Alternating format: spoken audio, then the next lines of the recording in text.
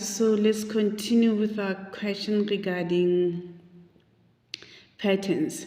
So they've given us this pattern over here. So this is shape number 1, shape number 2, and shape number 3. So the question says draw shape number 4, but then before we even attempt to draw shape number 4, we have to study this pattern and see how it goes.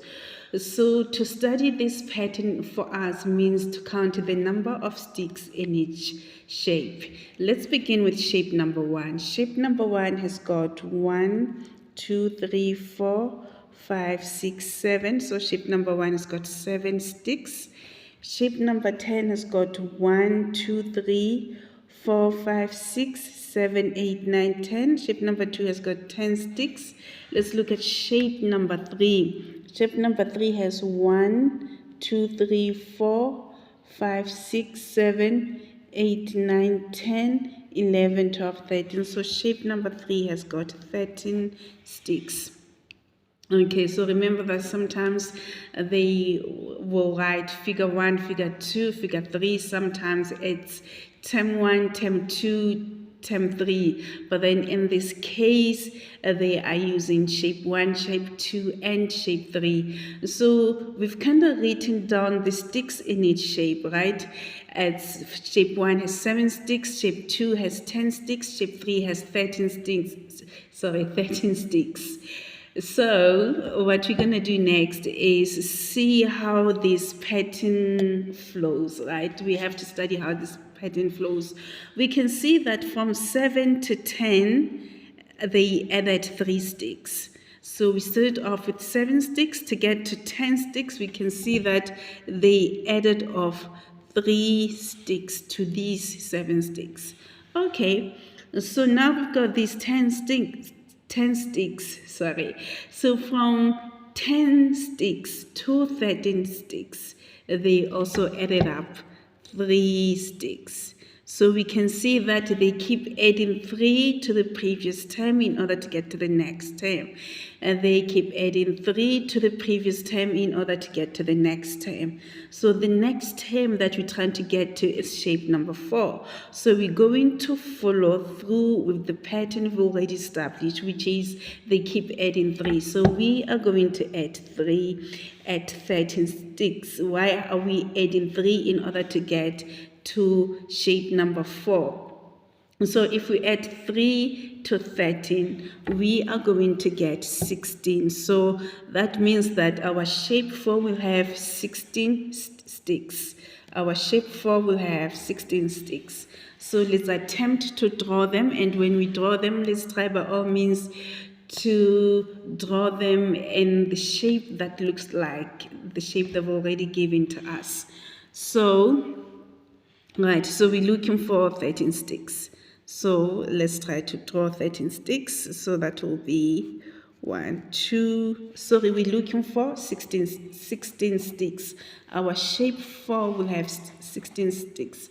So let's try to draw a shape with 16 sticks. So that will be 1, 2, 3, 4, 5, 6, 7, 8, 9, 10, 11, 12, 13, 14, 15, 16. So there we go. So that is our shape 4. So what does the next question say? So I'm just gonna pause here while I open up my laptop to look at the next question. Hey guys, so let's look at our next question. It says complete the table below. So we've got shape, which is N, and we've got shape number 1 with 4 sticks, shape number 2 with 7 sticks, shape number 3 with 10 sticks, shape number 5 with X number of sticks. X means that we don't know the number of sticks at shape number 5. Shape number 15 with Y number of sticks. Y means that we do not know the number of sticks at shape number 15. Remember that X and Y are variables, right? In maths, we refer to alphabets as variables. So variables will normally be used where we do not know the value. So if we do not know the value, we will use variable. Since we don't know the value that should be here, we used variable x. Since we do not know the value that should be here, we used variable y. Okay, so what does the next question says? It says write the nth term. Right, the nth term. So anyway, the first question says complete the table below.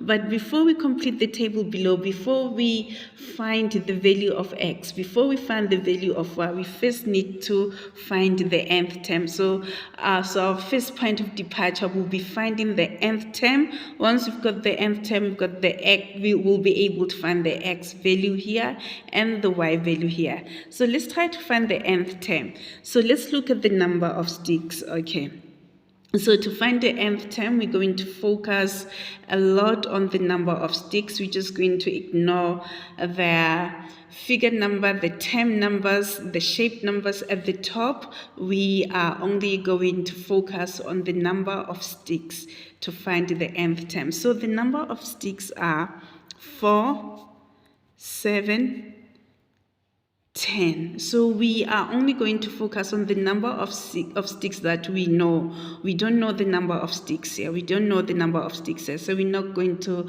focus on them in terms of finding the nth term. To find the nth term, we're only going to focus on the number of sticks that we know, right? And these are 4, 7, 10, 4, 7, 10. So now we have to figure out how this pattern flows.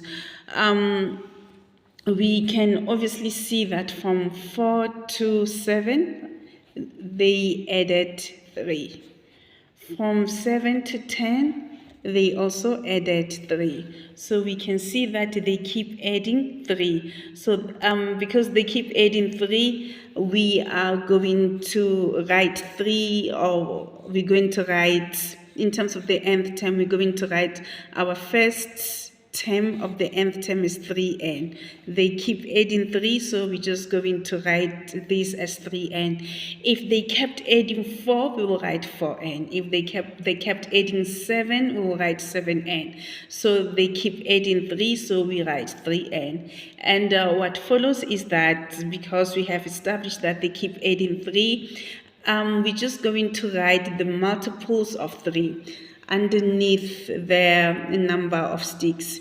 So the multiples of 3 will be 3, 6, 9. Okay.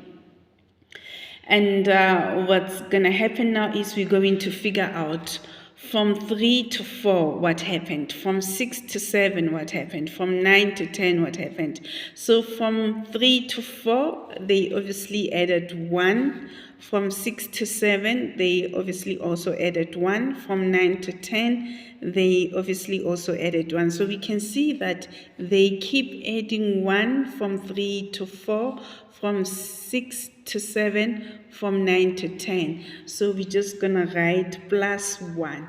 And this is our nth term. But then to write it properly, we're just going to write it as n equals to 3n plus 1. So we're just going to write it like that. And this is our nth term. So now that we've got our nth term, we'll be able to find the x and the y value. So let's do that quickly. Let's find the x and the y value quickly. So I'm just going to do it here.